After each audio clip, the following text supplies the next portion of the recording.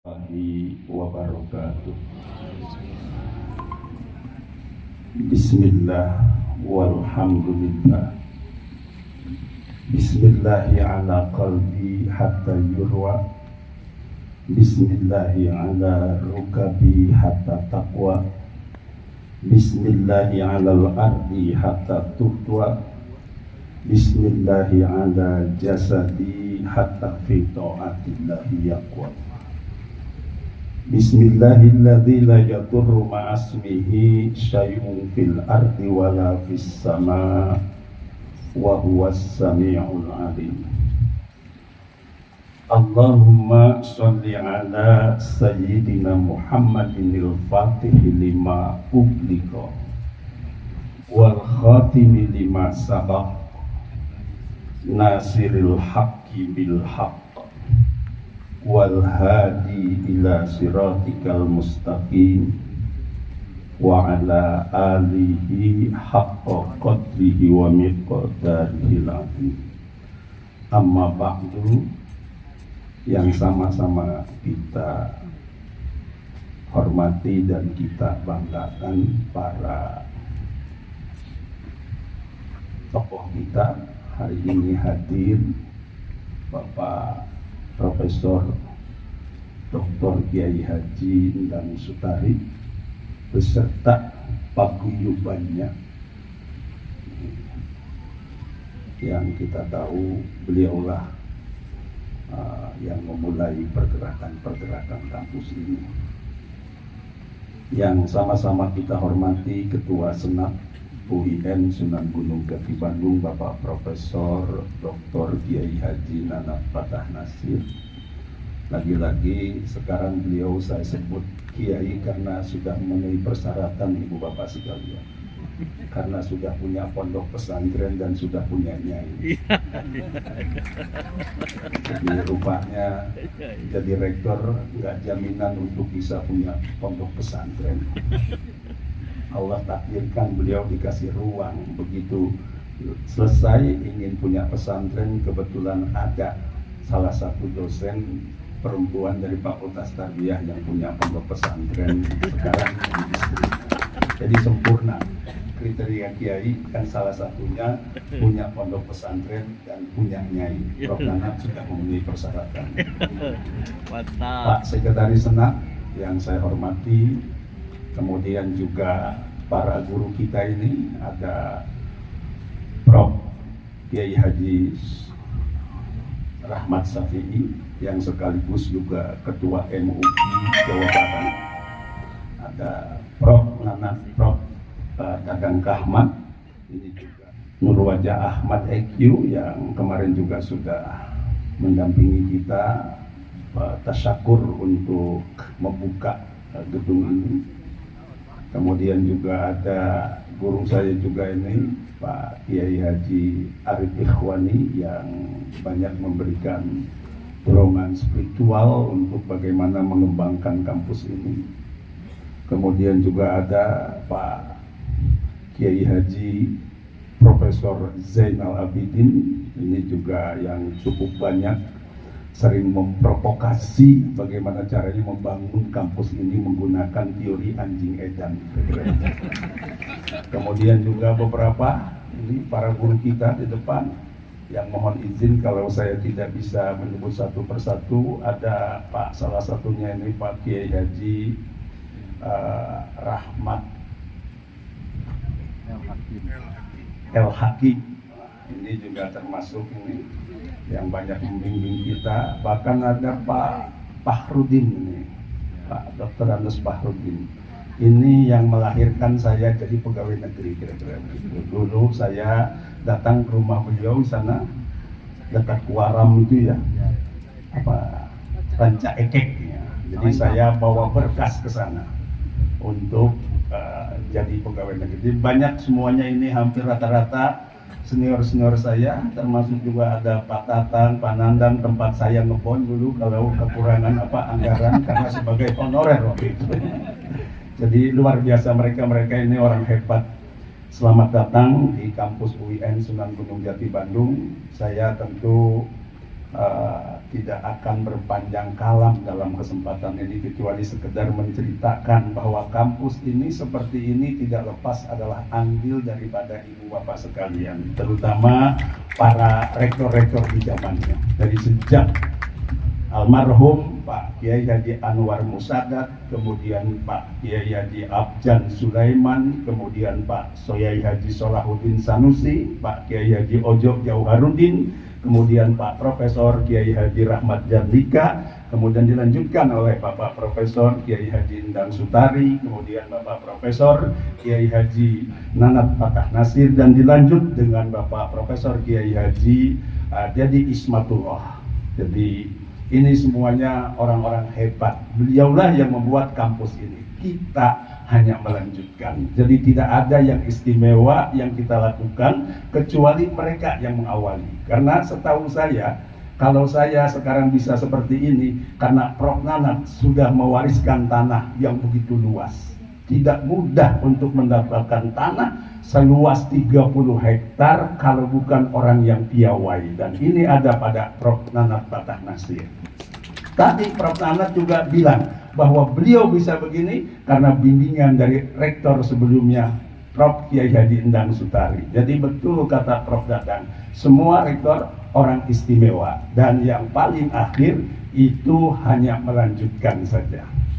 Oleh karena itu saya titip kepada calon rektor nih yang hadir, semuanya ada 13 yang oleh Prof. Nanat dibilang orang-orang hebat. Ya, kita lanjutkan apa yang sudah. Makanya kemarin ada pernyataan, ada juga komitmen. Kita kepengen apa yang dikerjakan oleh pendahulu yang baik dilanjut, yang kurang dia dilakukan improvisasi atau inovasi. Kalau istilah Prof. Nanat kemarin, al-muhafadhah ala qadimi sholih wal ahlu bil jadidil aslah. Ini biasa dipakai oleh Prof. Ulfi ini. Pelihara yang lalu yang bagus, kemudian lakukan inovasi yang belum ada yang lebih bagus. Cuma biasanya sama yang nakal ini jadikan dalil poligami. Jadi istri yang lama dipelihara, yang baru diambil. Nah ini saya nggak setuju itu. Bukan itu yang dimaksud. Apa yang sudah ditanamkan oleh para rektor terdahulu dirawat, dilanjut. Wahyu memandu ilmu, lanjut, kan begitu. Kemudian kebijakan akhlak karimah, lanjut. Jangan ada cerita pasca rektor selanjutnya itu hilang. Justru itu lanjutkan, perbaiki dan tingkatkan. Seperti halnya yang sekarang kita saksikan Bapak Ibu sekalian, di belakang kita ini ruang rektorat yang oleh sebagian teman-teman dibilang identik dengan gedung putih. Memang tadinya mau lebih ideal lagi, danau di atasnya baru rektorat, tapi keterbatasan anggaran maka kita bisa seperti ini. Sengaja ini kita siapkan untuk menyambut kehadiran rektor baru 2023-2027. Kenapa kita siapkan seperti ini? Karena rektor ke depan tantangannya jauh lebih berat ketimbang rektor yang kemarin saya alami. Dalam milestone kita, di rensra kita, ini kita berada pada posisi rekognisi internasional. Nasional selesai, tadi Prof. Nana sudah ceritakan, sudah banyak yang kita dapatkan ranking pertama untuk level-level tertentu. Sekarang kita harus sudah mulai berpikir bagaimana kita mendapatkan pengakuan di level internasional. Sudah ada yang kita dapatkan, tapi masih butuh terus kita tingkatkan. Karena itu, supaya rektornya betah bekerja dengan baik, maka kita periode sekarang menyiapkan gedungnya. Dan nanti boleh Bapak Ibu dilihat dan ikut foto-foto. Karena menurut cerita di medsos, ketika foto di sini hampir sama seperti foto di Istana Presiden katanya. Tapi tidak bermaksud yang lain ya, jangan dipahami yang lain. Nah, ini kita siapkan. Bahkan untuk Fakultas Kedokteran kita sudah siapkan di belakang. Ada 3 gedung yang kita bangun sekarang ini oleh Waskita Karya, 5 lantai, salah satunya untuk Fakultas Kedokteran. Jadi rektor selanjutnya tinggal membereskan administrasi. Level negosiasi dengan Unpad, dengan kementerian dan lain sebagainya sudah kita tindak lanjuti. Jadi tinggal bergerak menyelesaikan secara administratif, gedung kita siapkan, dan insya Allah tahun yang akan datang UIN Sunan Gunung Jati Bandung punya fakultas kedokteran. Dan ini PR untuk rektor yang akan datang. Dan saya lihat 13 rektor semuanya orang hebat. Tinggal soal urusan nasib. Karena itu silahkan ikhtiar sesuai dengan apa makomnya masing-masing. Tapi kemarin sudah kita bikin komitmen, ikhtiar yang dilakukan berbasis akhlak karimah. Jadi jangan ada cerita calon rektor membusukkan calon yang lain. Pertontonkan saja kehebatan-kehebatan, prestasi-prestasi yang kita miliki, agar prosesnya baik, maka nanti hasilnya juga akan baik, termasuk karyanya juga akan baik. Karena kata kaedah usul al aslu qawiyun, asal itu kuat. Kalau proses awal kotor, pasti berakhir dengan suasana yang kotor. Atas dasar itu saya titip supaya bersih, awali sejak dini. Dan nanti di sini akan saya tinggalkan yang menjadi rujukan saya, baik teori manajemennya maupun spiritualitasnya. Nanti kita akan tulis ini, ada batu yang tulisannya, teori manajemen yang saya pakai adalah teamwork, network, kolaborasi, dan inovasi. Itu yang menjadi dasar bagaimana membangun kampus ini yang kita gunakan kemarin. Dan yang spiritualitasnya ikhlas, sabar, istiqomah, ikhtiar, dan tawakal. Mimpin kalau tidak ikhlas, nyeri hati. Apapun kebijakan kita pasti nggak akan memuaskan semua. Kalau nggak memuaskan semua, pasti yang tidak puas yang akan mengkritisi apa yang kita sampaikan. Tapi kalau ikhlas, santai. Dipuji, biasa. Dicaci juga kita terima. Untuk apa? Perbaikan, evaluasi. Termasuk harus sabar. Sebab kalau tidak sabar mimpin, peluang untuk keluar SK baru, mendPK-an dan lain sebagainya, sangat terbuka. Tapi kalau kita sabar, sekalipun dicaci, kita nggak akan membuat SK baru untuk yang bersangkutan. Kenapa? Kita terima itu sebagai resiko sebagai pemimpin. Saya sering diprovokasi sama sekri saya, Pak, itu di medsos ada begini-begini. Sudah ente jangan provokasi saya.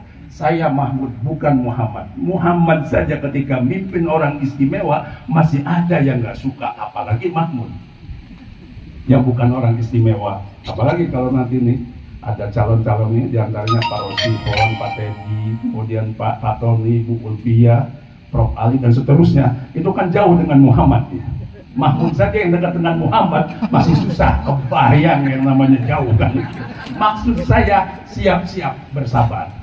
Dan harus dilandasi dengan dasar keikhlasan. Nah, selanjutnya setelah istiqomah, tetap ikhtiar. Lakukan inovasi, improvisasi, dan lain sebagainya.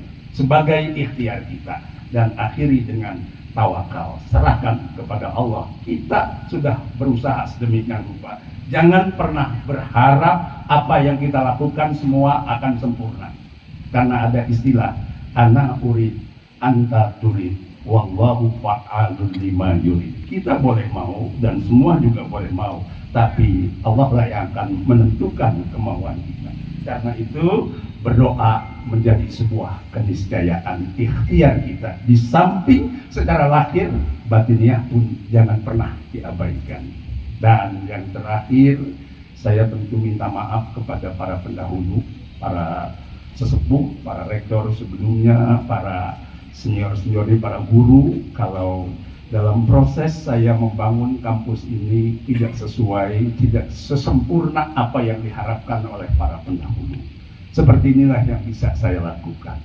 Dan kepada ibu bapak sekalian yang pernah bersama dengan saya bekerja, tentu saya mohon maaf kalau ada kesalahan, apa itu kebijakan, apa itu ucapan dan lain sebagainya. Karena tanpa dirasa Bapak Ibu sekalian bahwa 8 tahun ini tinggal beberapa bulan. Pasti selama 8 tahun banyak ucapan, tindakan, dan kebijakan saya yang tidak tepat. Karena itu saya mohon maaf kepada ibu bapak sekalian kalau dalam proses bekerja sama dengan saya ada hal ihwal yang tidak nyaman. Demikian kurang lebihnya mohon maaf. Billahi taufiq wal hidayah, wallahul muwaffiq ila aqwamit thoriq, ihdinas siratal mustaqim. Tambah yang terakhir, fastabiqul khairat. Assalamualaikum warahmatullahi wabarakatuh.